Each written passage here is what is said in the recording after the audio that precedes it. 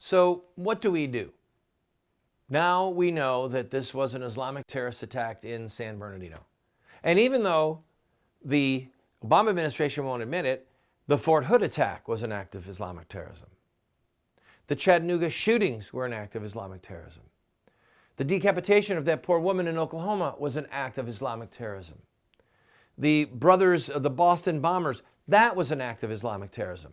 The attack with the axe in New York City on police was an act of Islamic terrorism. We've got Islamic terrorist attacks happening all around us because they are being motivated by Muhammad.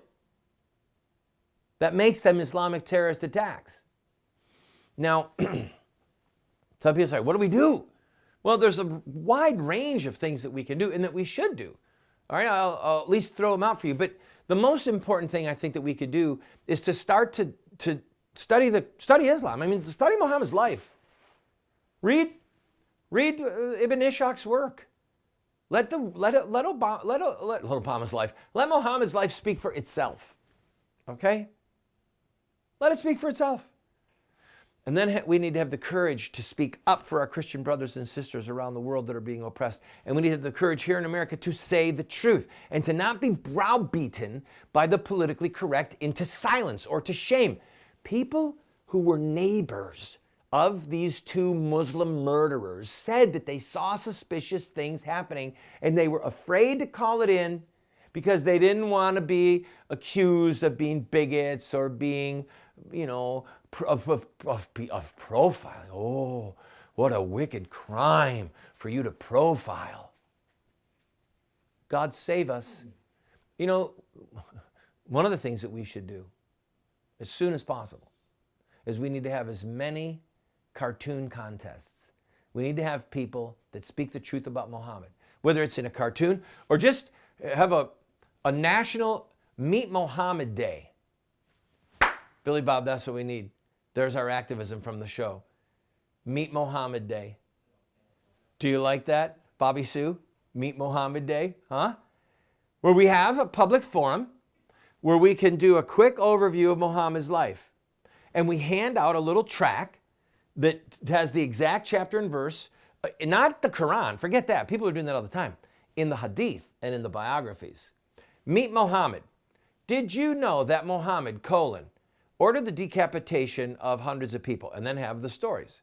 Did you know that Muhammad owned sex slaves? Just let the full weight of that sink in. Then the Hadith and the biographies. Did you know that Muhammad ordered the distribution of women to be raped? Okay? Did you know? And this go down the list. Meet Muhammad. Meet Muhammad Day. And then we could even say, and by the way, if any Muslims want to come and tell us that these things are not true, we'd be happy to hear from them. And here's the beauty of all of these hadith and these biography things. You can have a Quranic verse.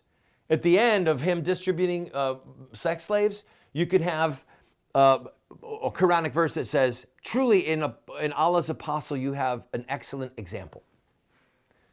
You could have a Quranic verse that says, he who obeys the prophet obeys Allah. So when Muhammad ordered the people to be decapitated, and then people obeyed him, when they obeyed Muhammad, they obeyed Allah. Are we running out of time? We're going to do it. I don't know when, but we'll do it. Meet Muhammad Day. Meet Muhammad Day. With Muhammad's words. Nothing but Muhammad's words. We need to say the truth because Islam is an existential threat to Christianity. If you don't think so, look at Constantinople. It's Istanbul today.